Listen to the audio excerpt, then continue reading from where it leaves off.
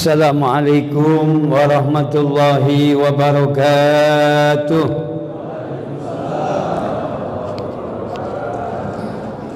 Alhamdulillahilladzi amarana bil ijtima'i wat tawadudi wal ittihad wa nahana 'anit tafarruqi wat tabagudi wal ibti'ad. Asyhadu an la ilaha illallah al-hadi ila sabilir rasyad wa asyhadu anna Muhammadar Rasulullah sayyidul ibad. Salli wa usallimu ala Rasulillah sayyidina wa maulana Muhammad arsalahu Allah ta'ala ammatan kafatan li jami'il bilad wa ala alihi wa ashabihi alladhina i'tamadu bi syari'ati haqqal i'timad wattabi'ina lahum bi ihsanin ila yaumil ma'ad. Amma ba'du. Qalu subhanaka la ilma lana illa ma 'allamtana innaka antal alimul hakim. Usikum ibadallah wa iyaya bi taqwallah faqad fazal muttaqun. Faqad qala Allah ta'ala fil Qur'anil 'azim wa huwa asdaqul qailin. Bismillahirrahmanirrahim. Aqimis salata liduluki syamsi ila ghasaqil laili wa Qur'anal fajr. Inna Qur'anal fajri kana masyhuda. Wa qala Rasulullah sallallahu alaihi wasallam man shalla subha fa huwa bi dhimmatillah. Al hadis sadaqallah wa balagha Rasulullah au kama qala Rasulullah sallallahu alaihi wa alihi wasallam. Awalan diucapkan syukran jazilan kepada Muratibul Auqat, pengatur waktu, pembawa acara. Terima kasih. Moderator, terima kasih atas waktunya. Selanjutnya yang saya hormati segenap takmir atau pengurus DKM Masjid Raya Jatimulya, para imam, para guru, para jamaah sekalian, bapak-bapak, ibu-ibu, baik dari yang dekat maupun dari yang jauh, yang sepuh, yang masih anom, hadirin wal hadirat, seluruh jamaah yang semuanya saya hormati. Selanjutnya alhamdulillah, walhamdulillah, summa alhamdulillah, hanya untayan kalimat puji syukur yang paling layak terucap dari lidah kita. Begitu banyak anugerah, kurnia serta nikmatnya yang tiada terhingga yang Allah berikan kepada kita, sehingga di pagi hari yang sejuk dan indah ini alhamdulillah kembali kita bisa bersua, bisa berjumpa, bertatap muka setelah kita bersama-sama melaksanakan sholat subuh berjamaah. Mudah-mudahan kumpulnya kita selain mendapat ridho Allah, mendapat ampunan Allah, juga membuat kehidupan kita ke depan makin lebih berkah lagi. Amin ya Allah ya Rabbal Alamin. Tidak lupa salawat dan salam semoga selamanya Allah sampaikan, Allah alirkan, Allah limpah curahkan kepada manusia agung junjungan alam, paduka mulia baginda Nabi besar Muhammad sallallahu alaihi wasallam beserta keluarganya, para sahabatnya dan para tabi'in. Mudah-mudahan kita nanti di yaumil qiyamah bukan hanya diakui sebagai umatnya, bukan hanya diizinkan berjumpa dengannya, tapi juga mudah-mudahan kita mendapatkan jaminan syafaatnya. Amin ya Allah ya Rabbal Alamin. Para jamaah sekalian yang dimuliakan oleh Allah, di dalam kitab Risalatul Mu'awanah Al-Imam Al-Haddad beliau mengatakan bahwa para solihin, para awliya Allah, para alim ulama memiliki kegiatan dalam kesehariannya siang dan malam selalu diisi dengan berbagai macam ibadah. Baik itu memperbanyak sholat, memperbanyak zikir, memperbanyak tadarus, memperbanyak ta'lim, kegiatan dakwah dan lain sebagainya. Hampir seluruh waktunya digunakan diisi dengan berbagai macam aktivitas ibadah. Sedangkan kita tidak bisa mengikuti seperti halnya yang dilakukan oleh para aulia, para solihin, seluruh waktunya diisi dengan zikir, dengan ibadah, karena kita masih banyak kegiatan-kegiatan yang lainnya seperti bekerja dan lain sebagainya. Maka Imam Haddad mengatakan kalau kita memang tidak bisa setiap waktu, setiap saat diisi dengan ibadah, dengan zikir dan lain sebagainya, Imam Haddad menghimbau, menganjurkan kepada kita untuk menyisihkan waktu, yaitu di awal malam dan di awal pagi, di pagi hari. Jadi kalau para alim ulama, para solihin itu mereka zikir ibadah itu setiap waktu. Untuk orang-orang awam seperti kita, kalau nggak bisa seperti mereka, tolong sisihkan waktu, baik itu di awal malam, apakah itu menjelang maghrib atau setelah maghrib, bainal isya'in, atau pagi hari setelah subuh, menjelang datangnya terbitnya matahari. Jadi kita hanya menyisihkan 2 kali waktu, 2 kesempatan, sore dan pagi, karena kita nggak bisa ngikutin para solihin yang tak henti-hentinya tiap waktu diisi dengan ibadah para jamaah. Makanya Al-Imam Al-Ghazali di dalam salah satu kitabnya, kitab Bidayatul Hidayah seperti yang saya bawa pagi hari ini, beliau mengatakan, wal takun awqatuka ba'da sholati ila tulu'i syamsi muwazza'atan ala arba'i wadhaifah.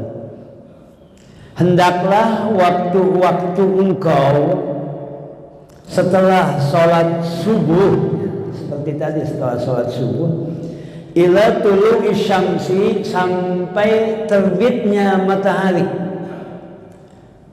muwazza'atan maksumatan, dibagi-bagi ala arba'i wadhaifah, kepada 4 kegiatan, kepada 4 kegiatan rutin setiap ba'da subuh, ya. Kalau ba'da subuh, kalau sebelum subuh kan kita memang datang ke masjid. Sebenarnya kalau di awalnya itu sunnahnya itu sholat fajar atau qobliyah subuh itu sebenarnya di rumah, bukan di masjid awal mulanya. Cuman kalau kita di masjid, kalau subuh kalau qobliyah di masjid, di rumah kadang takut ketinggalan juga. Itu. Makanya kalau di Masjidil Haram, di Masjid Nabawi, dari azan subuh ke qomat itu lama sekali, nggak langsung qomat. Lama, kita udah habis wiridan kita semua, belum komat-komat juga gitu ya. Karena memang menunggu ya salat sunatnya, qobliyah subuhnya di rumah. Karena memang salat fardu itu sunat di masjid, kalau salat sunat itu afdalnya di rumah kan, seperti itu.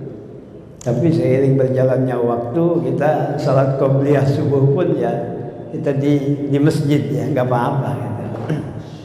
Para jamaah sekalian, ya kalau datang kita ke masjid, kita qobliyah subuh, mendengar azan, setelah kita ketika mendengar azan kita fokus menjawab apa yang diucapkan oleh muadzin. Kadang sudah banyak di antara kita kalau sedang azan itu kita nggak konsentrasi, nggak fokus mendengarkan gitu ya. Kadang kita masih ngoprek HP, kadang kita masih ngobrol, masih bicara gitu ya, padahal kita fokus harus dengan menjawab azan gitu, menjawab azan.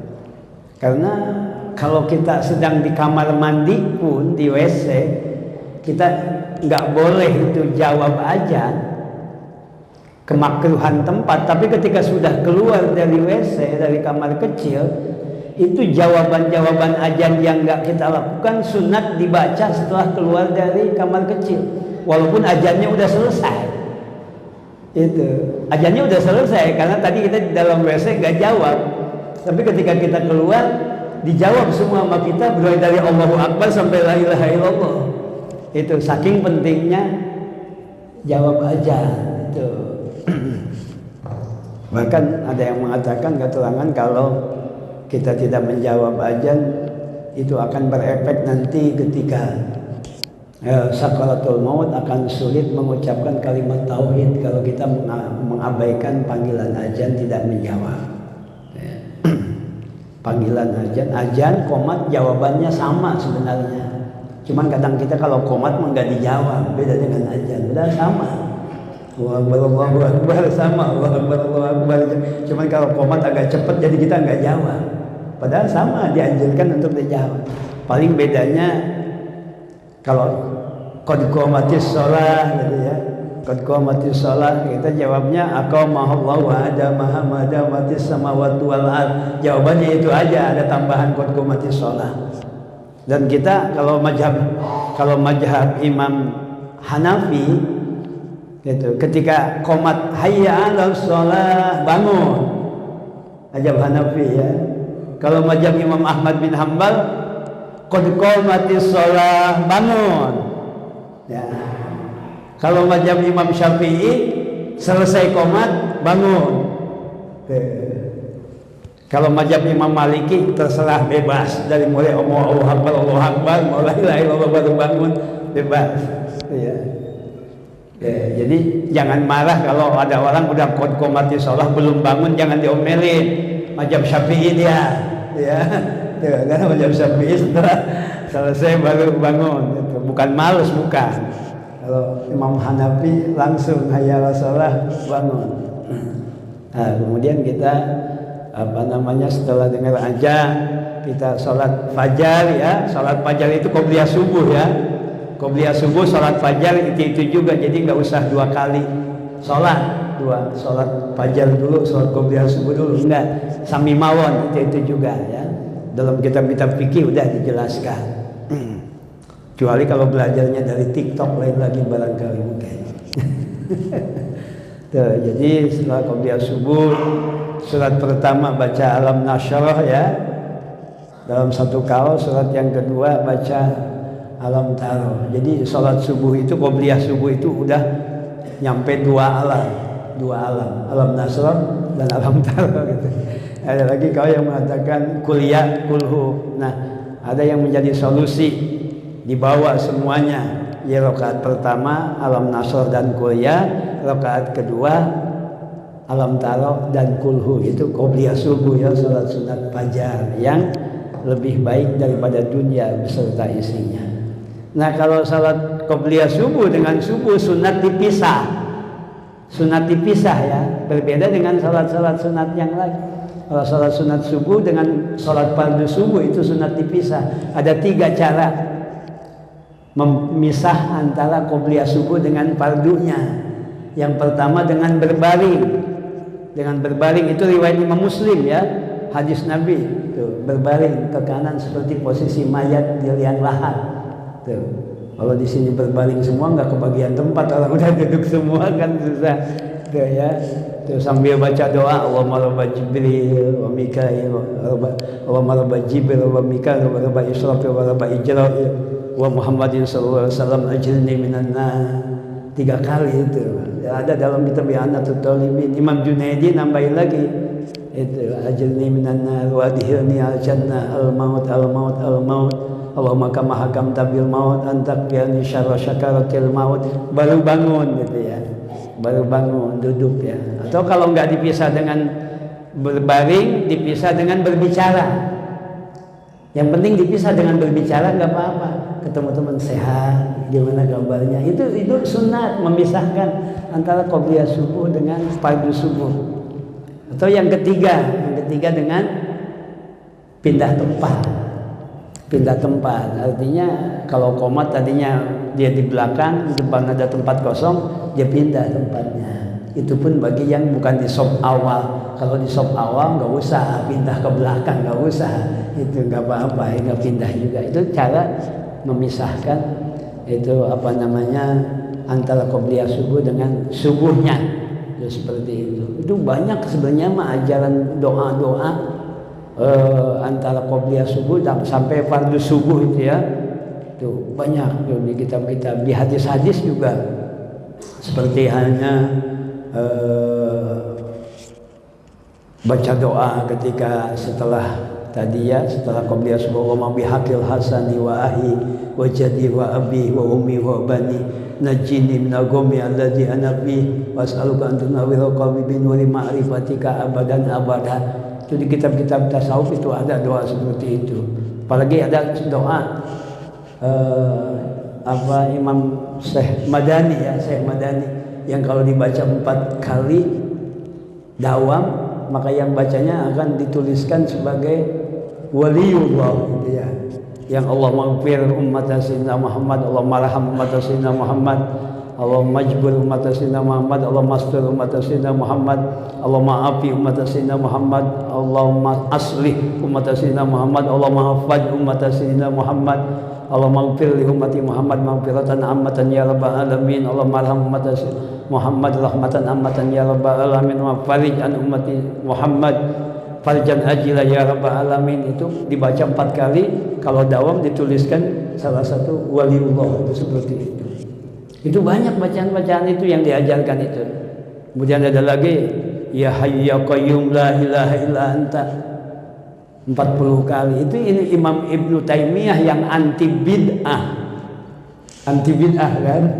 Imam Ibnu Taimiyah itu pimpinan para ulama salafi itu anti bid'ah. Beliau itu menganjurkan doa ini untuk dibaca, padahal tidak ada dari Rasulullahnya.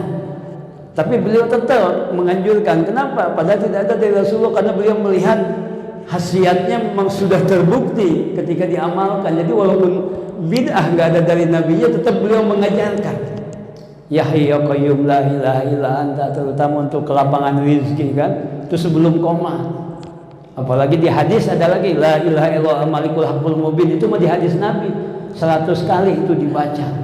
Itu untuk kelapangan rezeki, apalagi ditambah dengan tasbih subhanallah wa bihamdihi subhanallahil astagfirullah 100 kali baru qomat. Kalau saya mau begitu, biasanya kalau ngikutin dari guru, ngikutin di kitab-kitab ulama itu seperti itu. Itu baru qomat, nah kita berdiri kemudian kita sholat subuh berjamaah. Nah, yang dimaksud di sini yang ingin saya sajarkan adalah 4 rutinitas kita, 4 kegiatan kita setelah sholat subuh. Gitu. Tuh, setelah sholat subuh apa yang harus kita lakukan menurut konsep Imam Al-Ghazali? Maka di sini Imam Al-Ghazali mengatakan hendaklah waktu-waktu kita setelah sholat subuh itu dibagi menjadi 4 kegiatan. Ya, dibagi menjadi 4 kegiatan. Wajibatun fil azkar wa wajibatun fid da'awat wa wajibatun fi qiraatil Qur'an wa wajibatun fit tafakkur. Kegiatan pertama setelah sholat subuh adalah wajibatun fil azkar. Diisi kegiatan pertama kita itu setelah sholat subuh itu diisi dengan zikir-zikir.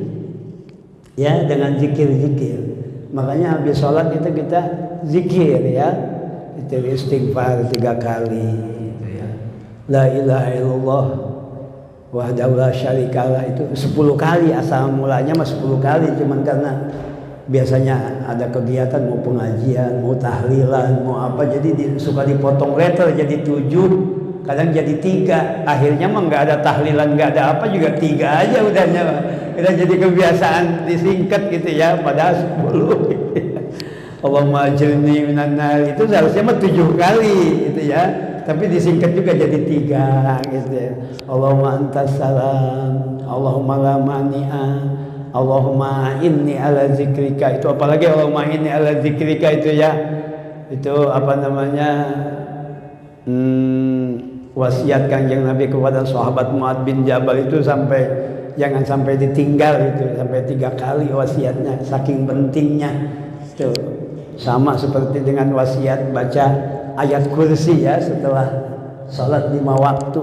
Kalau dawam baca ayat kursi setelah sholat 5 waktu, nggak ada jarak dengan surga kecuali hanya menunggu kematian saja, itu kan seperti itu.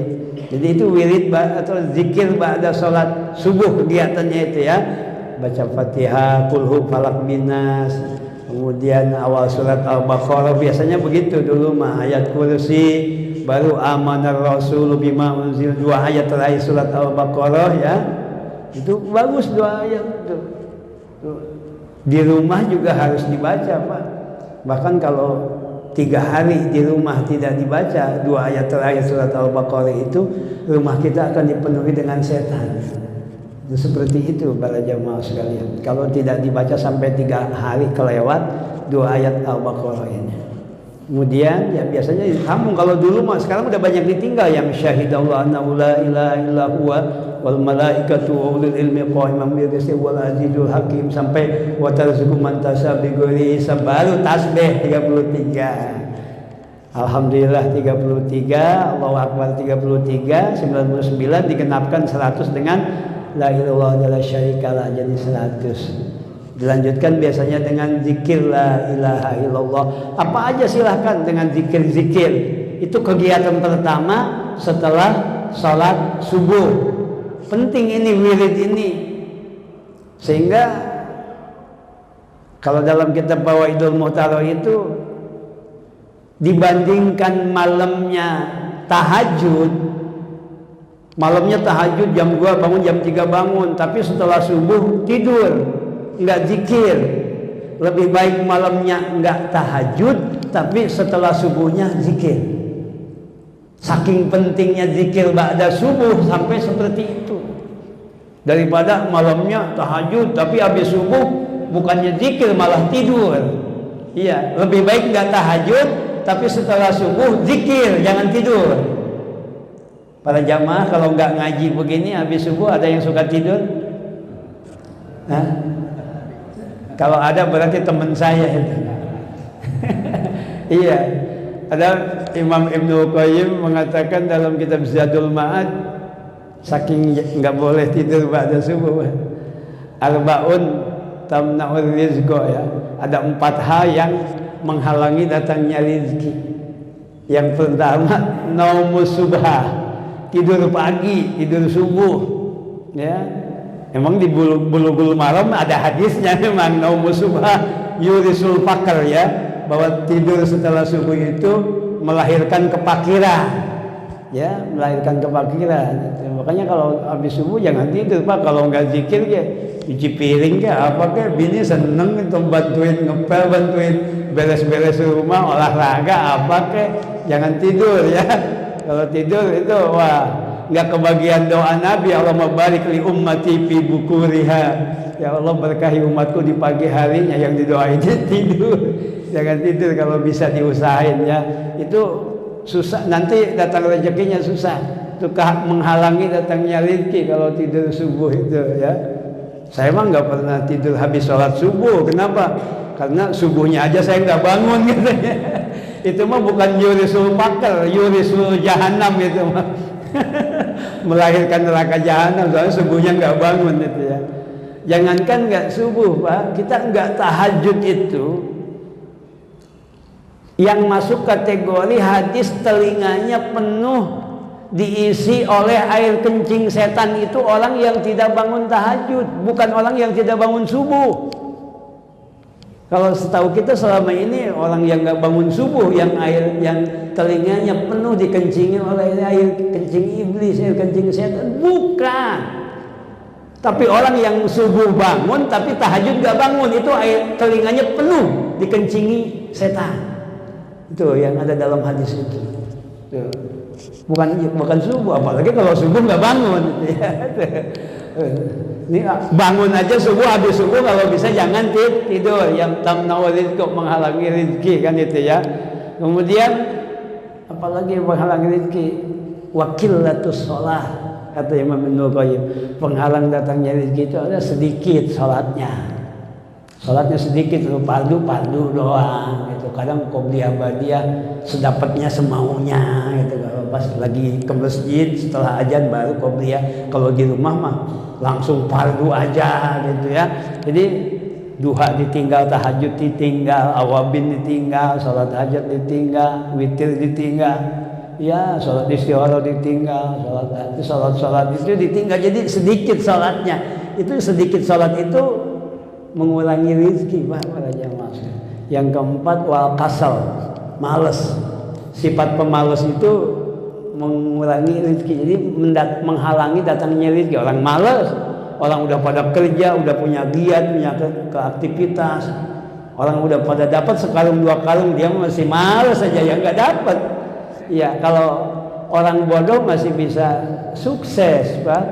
Iya, orang miskin masih bisa sukses, orang kampung masih bisa sukses. Tapi kalau orang malas, nggak ada ceritanya orang malas sukses. Yang keempat, wal khianat, kata Imam Ibnu Qayyim. Khianat itu menghalangi rezeki. Ya kalau kita bisnis, kita khianat nih sama teman kita. Lah kedepannya teman kita kagak bakalan mau bisnis lagi sama kita. Itu bikin susah rezeki.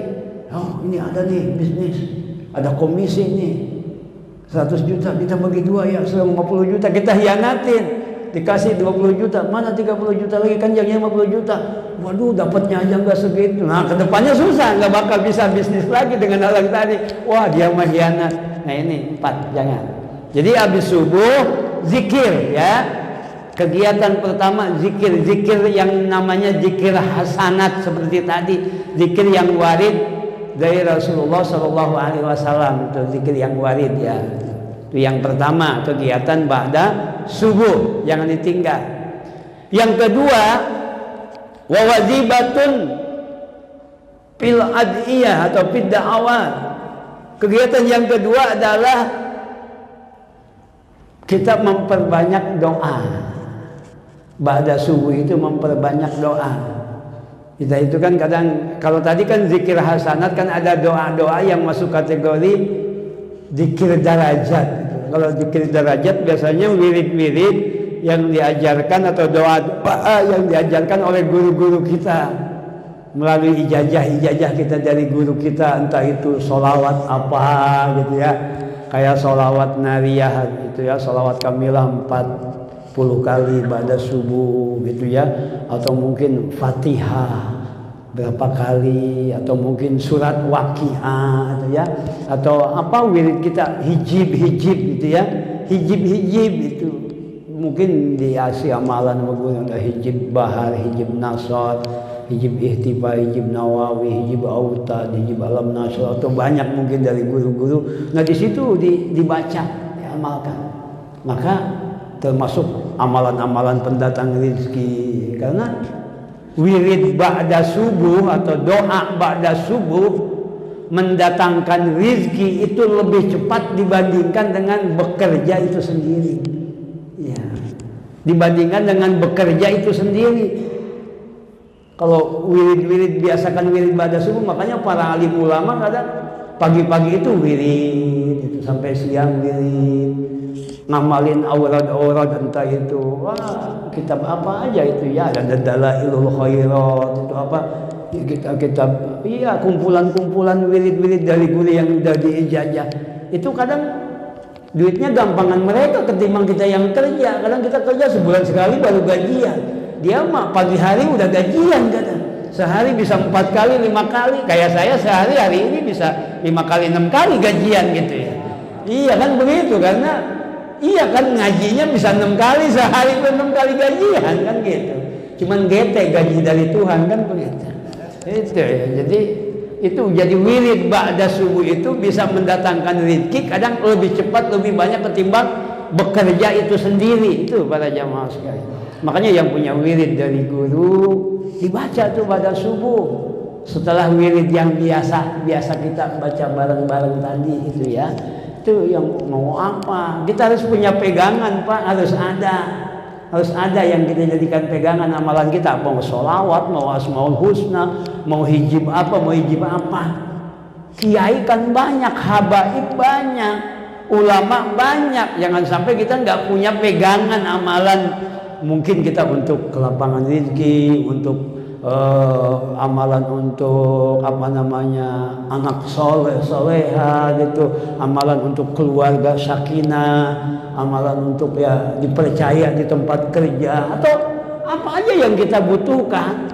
Apalagi kalau amalan-amalan yang khusus untuk ibadah kayak wirid thariqah, itu silakan datangi ulama sufi, mursyid thariqah, minta ijazah amalan khusus untuk pembersihan hati. Karena zikir-zikir khusus tadi, doa-doa khusus tadi itu fungsinya ya membersihkan kotoran-kotoran dalam hati Pak.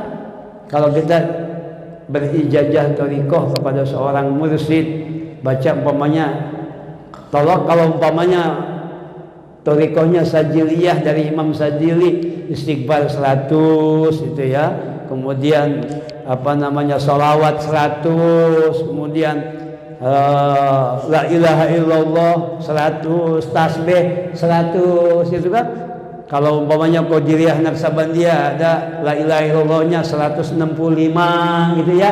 Beda-beda itu tergantung dari atasnya, dari siapa, dari Syekh Abdul Qadir apa dari Imam Sajili. Nah, melalui mursyid guru-guru kita yang kita datangi, yang kita minta amalannya, lah kita baca tuh setelah zikir-zikir yang biasa masuk kategori doa-doa ini.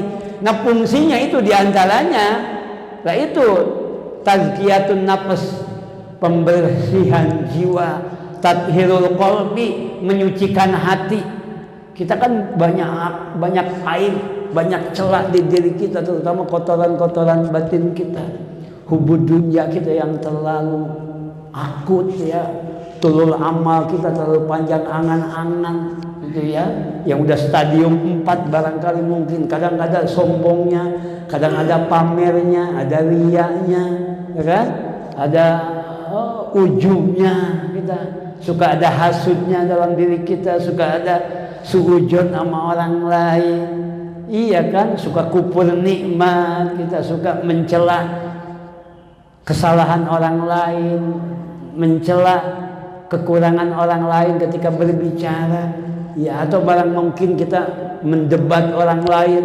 Itu kan bagian-bagian daripada kotoran-kotoran hati yang memang harus dibersihkan, yang menjadi penghalang khusyuknya kita dalam sholat. Karena kalau kita kotor, diusahain khusyuk gimana pun gak bakal bisa khusyuk sholat kita, Pak. Karena kotor, ibarat kita habis jatuh dari selokan, ayo Pak, kita ke kantor kecamatan, ada bupati, ada gubernur, ke sana yuk.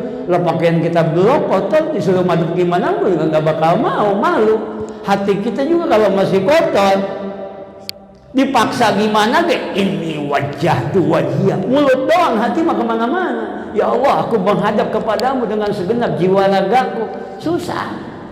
Makanya Imam Ghazali itu ngajarin juga, kalau belum bisa khusyuk di dalam sholat secara keseluruhan, minimal 3 titik dalam sholat itu harus diusahakan khusyuk, minimal 3 titik. 1, ketika baca ini wajah tu wajah, tolong fokus di situ, jangan sampai mulut doang. Ya Allah, aku menghadap kepadamu dengan segenap jiwa ragaku. Inni wajhatu wajhiya, itu harus dengan hati, harus hadir hati. Jangan sampai kelewat. Itu titik pertama. Titik yang kedua, ketika mengucapkan iyyaka na'budu wa iyyaka nasta'in. Hanya kepadamu kami menyembah dan hanya kepadamu kami mohon pertolongan. Tolong usahakan khusyuk minimal di titik yang itu. Ya, iyyaka na'budu wa iyyaka nasta'in.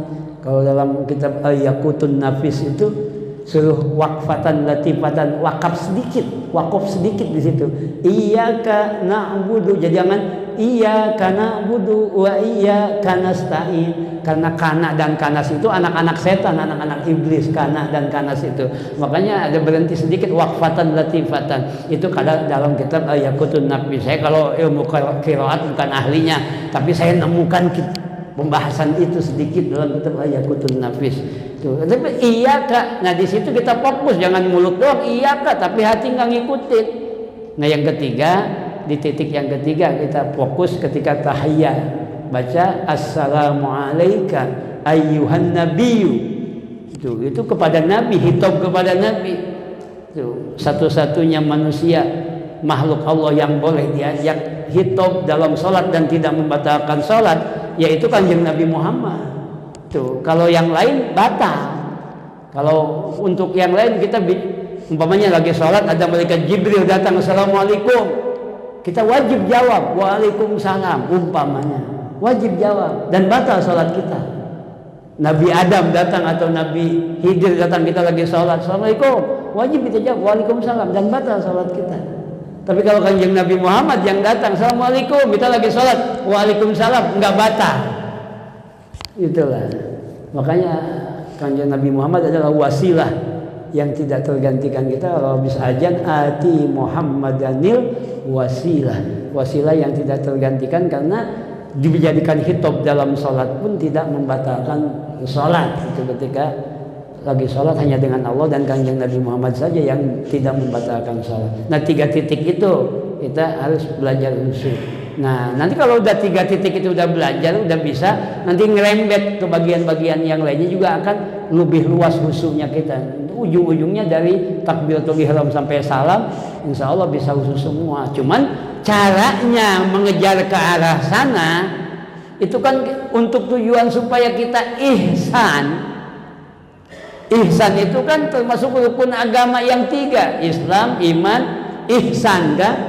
Kalau Islam rukunnya 5 kita tahu, iman rukunnya 6. Islam diisi dengan ilmu fikih kebanyakan, kemudian iman diisi dengan ilmu akidah, ilmu tauhid. Nah ihsan anta budallaha ka'annaka tarahu, engkau bernyembah Allah, ibadah kepada Allah seolah-olah engkau melihat Allah, namanya musyahadah.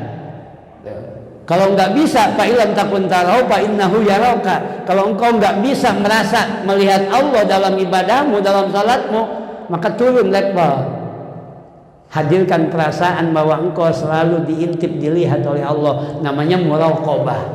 Nah untuk musyahadah, muraqabah ini namanya ihsan. Ini ihsan ini nggak bisa diterapkan di dalam diri kita kalau nggak diisi dengan ilmunya. Ilmunya ilmu apa? Ilmu tasawuf, ilmu untuk membersihkan hati dari kotoran-kotoran hati sehingga bisa ihsan, bisa khusyuk sholat kita karena sudah bersih hati kita. Nah itu dengan ilmu tasawuf, dengan bimbingan seorang mursyid, seorang guru, ngasih wiridan sama kita. Nih habis sholat baca ini. Itu fungsinya membakar sifat-sifat buruk yang tercela yang ada di dalam diri kita. Makanya kalau zikir itu panas dada kita karena membakar ujub, riya, takabur, sum'ah, budunya, hasud, suujon, semua dibakar dengan zikir-zikir yang diijazahkan oleh guru kita kepada kita. Nah itu penting para jamaah sekalian, itu untuk akhirat kita. Tuh, karena nanti di akhirat kata Allah, yauma la yanfa'u malu wala banun illa man atallaha biqalbin salim. Hari kiamat adalah hari yang tidak berguna harta anak. Yang berguna apa? Bukan banyak ibadah, bukan banyak sholat, bukan banyak wirid, banyak zikir, banyak sedekah, bukan. Yang selamat adalah man, seseorang atau Allah yang datang kepada Allah biqalbin salim, membawa hati yang salim, yang bersih. Ya kan? Hati yang bersih, yang gak ada penyakitnya, yang gak ada hubud dunyanya, gak ada sombongnya, gak ada riyanya, gak ada ujubnya, nggak ada hasudnya, nggak ada suujonnya dan lain sebagainya. Itu yang selamat nanti di akhirat. Yaitu ketika kita bisa ihsan. Tuh, ini para jamaah sekalian. Dan ihsan hanya bisa diraih ketika hati kita bersih. Hati kita bersih kalau kita punya wirid atau zikir khusus untuk fungsinya membersihkan hati tadi. Dan itu yang kita baca doa-doa tersebut setelah zikir hasanat, wirid biasa kita masuk wirid khusus kita. Itu penting para jamaah sekalian. Tuh di situ para jamaah sekalian tentang yang namanya zikir khusus tadi. Makanya itu kalau untuk akhirat. Kalau untuk dunia kita kan ada khusus zikir-zikir juga. Kadang kita dikasih sama guru, ini baca alam nasr ya habis subuh sekian, atau banyak baca asmaul husna bagian ini. Karena asmaul husna itu tergantung maknanya, fungsinya juga sesuai dengan makna-maknanya. Kalau yang pengen banyak rezeki biasanya yang ada kaitannya dengan rezeki, ya Fatah, ya Wahab, ya Rozak, ya Guni, ya Mugni, gitu kan ya. Kalau ada yang untuk ya banyak, kalau untuk jabatan ya Malik atau apa kan banyak itu kan, silahkan dijajahkan ke guru kita. Jangan mungut di buku-buku mujarabat yang dibeli di pinggir jalan, di toko-toko buku. Datang ke guru-guru kita. Kita harus banyak wirid, terutama ba'da subuh. Iya, intinya mah terlepas daripada tujuan daripada wirid dan zikir itu, terlepas daripada itu semua adalah mengisi waktu dengan zikir kepada Allah. Itu intinya mah. Semakin banyak wirid, semakin banyak zikir yang kita baca, maka semakin banyak waktu kita isi dengan mengingat Allah. Itu intinya mah. Adapun khasiat dan lain sebagainya itu mah urusan Allah. Yang penting waktu terisi dengan zikir kepada Allah Subhanahu wa taala. Itu ya Pak. Dua, ini baru dua. satu diisi dengan zikir setelah subuh, yang kedua kegiatan rutin kedua adalah banyak-banyak berdoa. Tuh doa-doa yang maksurat dari Nabi banyak. Dia Allahumma inni as'aluka ilman nafi'a wa rizqan thayyiban wa amalan mutaqabbal. Banyak itu doa dari Nabi, sampai para sahabat itu nanya kepada Rasulullah, "Ya Rasulullah, doa yang kau ajarkan begitu banyak. Saya bingung, ini enggak hafal semua, mana yang saya harus baca?" Doa Nabi kan bab, kalau di Ihya Ulumuddin Imam Ghazali kan ada bab maksurat, ada bab da'awat, itu bab isti'azat itu ya. Itu banyak sekali dari Nabi. Bingung ngamalinya bagaimana, yang saya baca nggak hafal. Kemudian Nabi ngajarkan satu doa, ini aja doanya. Allahumma inni as'aluka min khairi ma sa'alaka minhu abduka wa nabiyyuka Muhammadun sallallahu alaihi wasallam wa a'udzubika min syarri ma sta'adzaka minhu abduka wa nabiyyuka Muhammadun sallallahu alaihi wasallam wa antal musta'an wa alaikal balag wa alaikal balag. Nabi ngajarin itu tuh. Ya Allah, aku mohon kepadamu kebaikan yang diminta oleh Nabi Muhammad SAW, dan aku berlindung kepadamu dari keburukan yang Nabi berlindung daripada keburukan tersebut. Karena nggak hafal, jadi doanya itu aja. Apa yang diminta Nabi ya Allah berikan, apa yang Nabi berlindung ya Allah selamatkan saya. Gitu aja, karena saking banyaknya doa dari Nabi yang kita nggak hafal. Tuh, itu aja udah. Kalau kita nggak banyak yang hafal doa, yang penting diisi dengan doa setelah subuh. Kemudian yang ketiga, udah mau habis waktu, wa wazifatun fi qiraatil Quran. Kemudian yang ketiga, kegiatan ba'da subuh selain zikir, selain doa adalah diisi dengan rutinan membaca Al-Quran. Itu baca Al-Quran. Jadi silakan setiap ba'da subuh. Itu Al-Quran itu Pak, kalau dibaca maghrib, sore, atau dibaca pagi hari, itu benar-benar jadi obat. Bukan hanya obat hati, obat fisik juga Pak. Obat fisik. Karena di dalam tubuh kita ini mayoritas diisi dengan air. Dan air itu Pak merespon apa yang dia dengar, apa yang dia baca oleh orang yang membaca tersebut. Itu sudah dibuktikan secara ilmiah oleh ilmuwan-ilmuwan di luar negeri Pak, bahwa kalau air itu dibacakan, ini ajaran agama ini dibacakan responnya begini, dibacakan jampi-jampi, itu dengan alat khusus mikroskop itu bisa terlihat respon air itu dengan alat-alat tersebut. Itu bisa dibuktikan. Itu dibacain doa-doa ayat Al-Quran, itu air itu membentuk diamond-diamond, membentuk berlian-berlian mutiara. Itu bisa dibuktikan secara ilmiah oleh orang-orang luar negeri yang non-muslim. Itu seperti itu. Tubuh kita diisi oleh air, mayoritas air. Ketika kita baca Al-Quran, apalagi dalam pagi sore, itu air yang tubuh kita itu merespon dari bacaan-bacaan yang kita baca. Makanya banyak orang yang sembuh, yang secara ajaib, secara medis tidak bakal sembuh, tapi sembuh dengan mendawamkan membaca Al-Quran di pagi hari dan di sore hari. Itu biasakan. Nah ini para jamaah sekalian, sebenarnya batas minimal baca Al-Quran itu minimal sehari 100 ayat Pak. Minimal sehari 100 ayat. Sama kayak batasan minimal sholat sunat sehari 12 rakaat. Kalau baca Quran minimal sehari 100 ayat. Kalau puasa sebulan minimal 3 hari. Itu batas minimalnya, bukan maksimal, minimal. Kalau sedekah seminggu 1 dirham. Loh, jangan sampai kurang dari 1 dirham. Itu seperti itu, ada batasan-batasannya, minimalnya itu para jamaah sekalian. Jadi baca Quran 100 ayat. Kita sekarang punya handphone, tinggal dibuka aja handphone, di mana aja kita baca.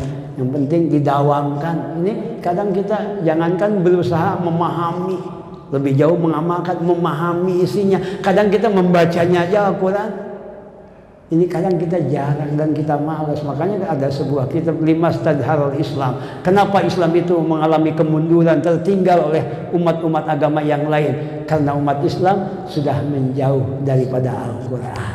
Ini para jamaah sekalian, jangankan menggali lebih dalam, memahami untuk diamalkan. Kadang membacanya aja kita udah males-malesan. Padahal baca Quran, jangankan paham, nggak paham aja termasuk amalan yang paling membuat cepat seorang hamba dekat dengan Allah. Yang terakhir, saya nggak lama, udah selesai, nggak bisa panjang. Wa wazifatun fit tafakkur. Yang keempat, setelah zikir, setelah doa, setelah baca Quran.